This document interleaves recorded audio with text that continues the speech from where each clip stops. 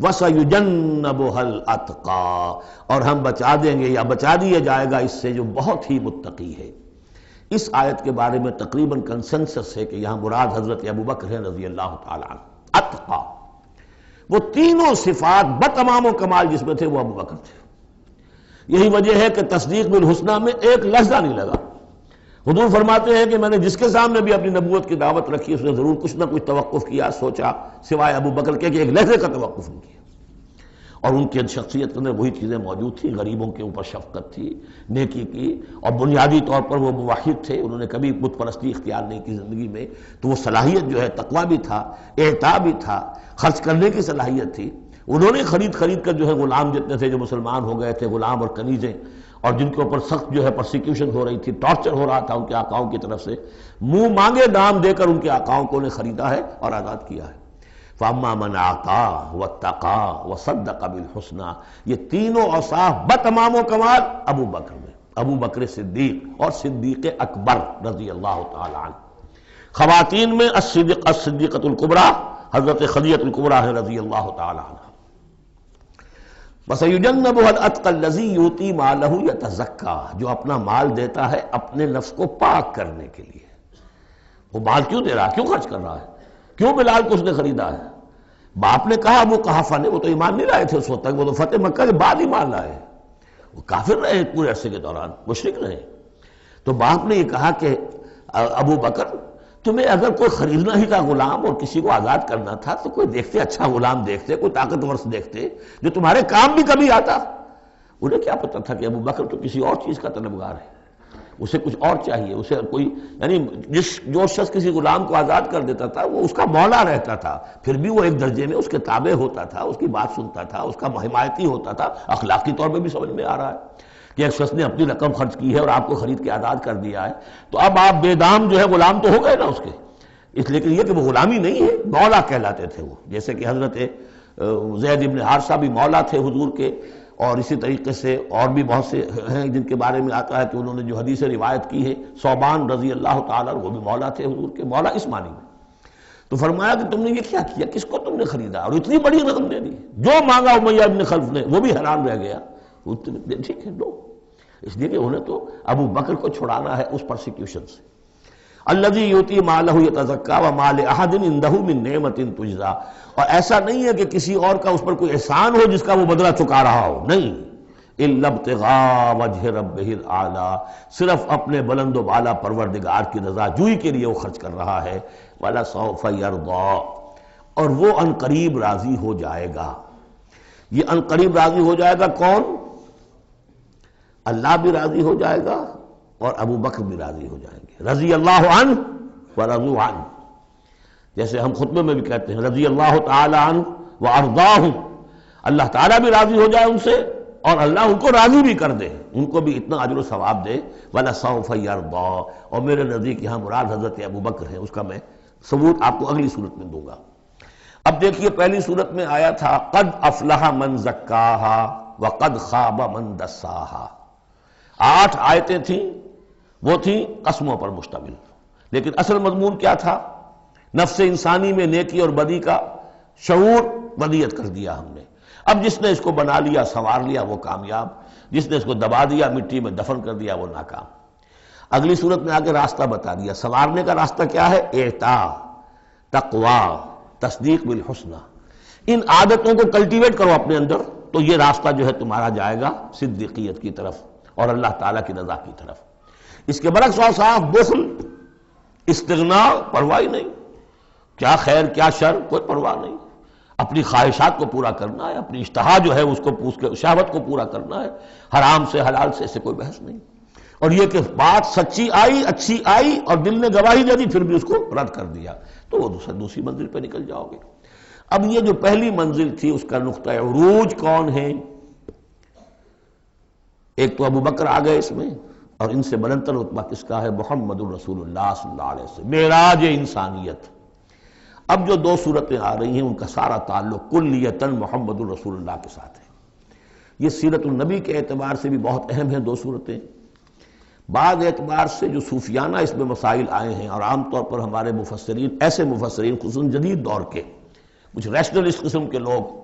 وہ تو اس ان مطالب کی گرد کو بھی نہیں پہنچے۔ ہمارے جو پرانے مفسرین ہیں، چونکہ ان کا ذوق جو ہے وہ ان کے اندر،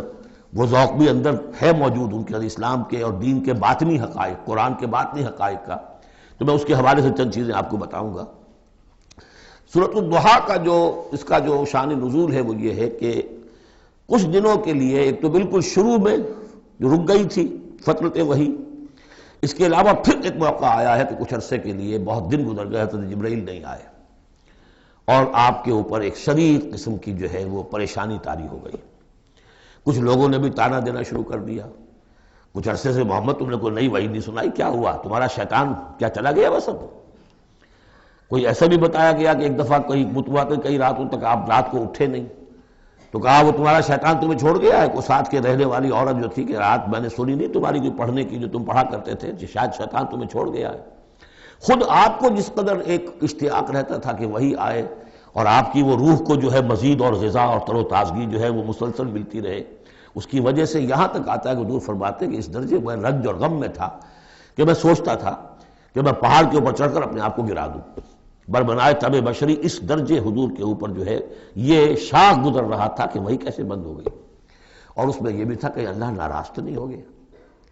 کیا مجھ سے کوئی خطا تو ایسی نہیں ہو گئی، یہ سبب کیا ہوا ہے؟ یہ ہے وہ کیفیت کہ جس کے اندر یہ آیتیں نازل ہو رہی ہیں۔ اور اب آپ اس کو سمجھ لیجئے کہ اس کا نفسیاتی اور انسان کی باطنی کیفیات کے ساتھ کیا تعلق ہے۔ انسان پر دو طرح کی کیفیات طاری ہوتی رہتی ہیں، جیسے میں نے پہلے ایک دفعہ آپ کو بتایا صدیق اور شہید کے درمیان جو فرق ہے بنیادی، کہ کچھ بنیادی طور پر لوگ ایکسٹروورٹس ہوتے ہیں، کچھ بنیادی طور پر انٹروورٹس ہوتے ہیں۔ ایکسٹروورٹس کھیل کود بھاگ دوڑ، لوگوں سے ملنا جلنا، گفتگو ہے، اسے دھکا دے دیا، اس سے مذاق کر لیا، اسی میں وہ خوش رہتے، بڑے مگن رہتے،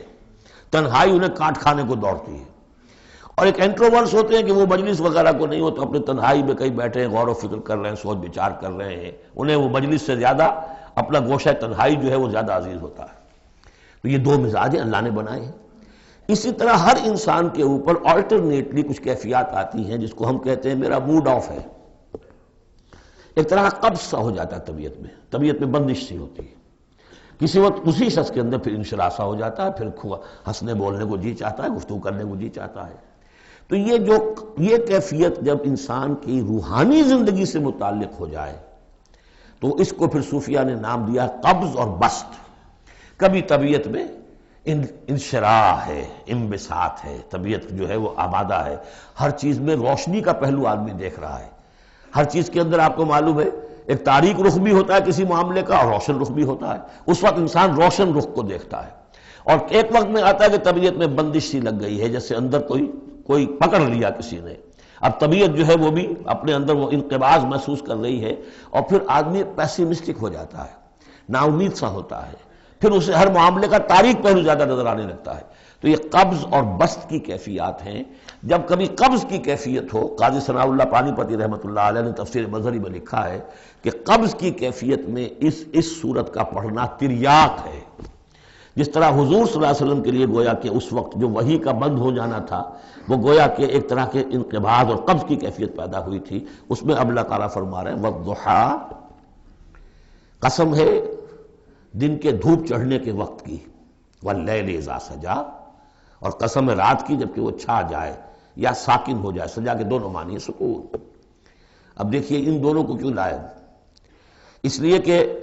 صبح ہے، حرکت ہے، برکت ہے، چلنا ہے، دوڑنا ہے، ہر شخص جا رہا ہے، ادھر جا رہا ہے ادھر جا رہا ہے، رات کو سکون ہو گیا، تاریکی چھا گئی اور شور ہنگامہ ختم ہو گیا۔ لیکن یہ رات اور دن دونوں ضروری ہیں انسان کے لیے، یہاں کا نظام چلانے کے لیے۔ اگر رات ہی رات ہوتی تب بھی یہ دنیا نہ چلتی، اور دن ہی دن ہوتا تب بھی نہ چلتا، تو رات بھی ضروری ہے۔ اسی طریقے سے نفس انسانی کے لیے کبھی کبھی قبض کا وقفہ بھی ضروری ہے۔ آپ اسے یہ نہ سمجھیں کہ اللہ تعالیٰ ناراض ہو گیا، یہ بھی ہماری تربیت کا ایک سمجھیے کہ ایک جز ہے۔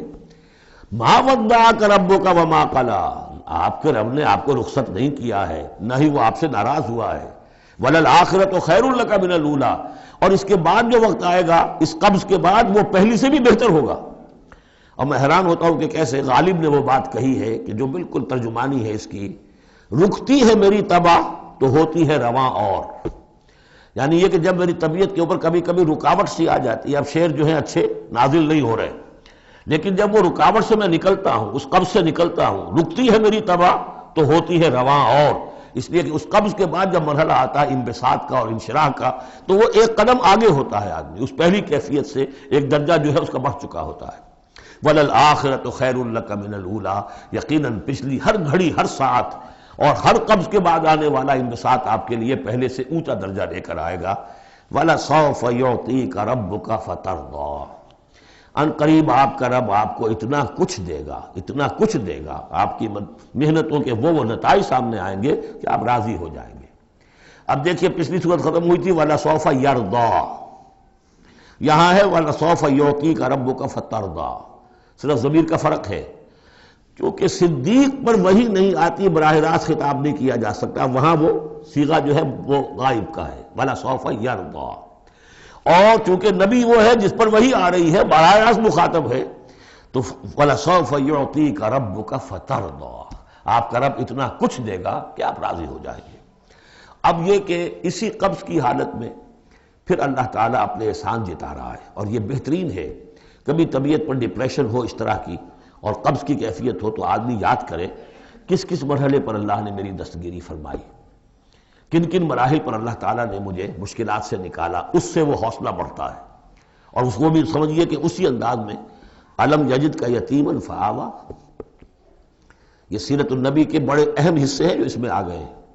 آپ کی پیدائش یتیمی میں، پوسٹیومس چائلڈ، باپ تو پہلے فوت ہو چکا ہے، دادا ہے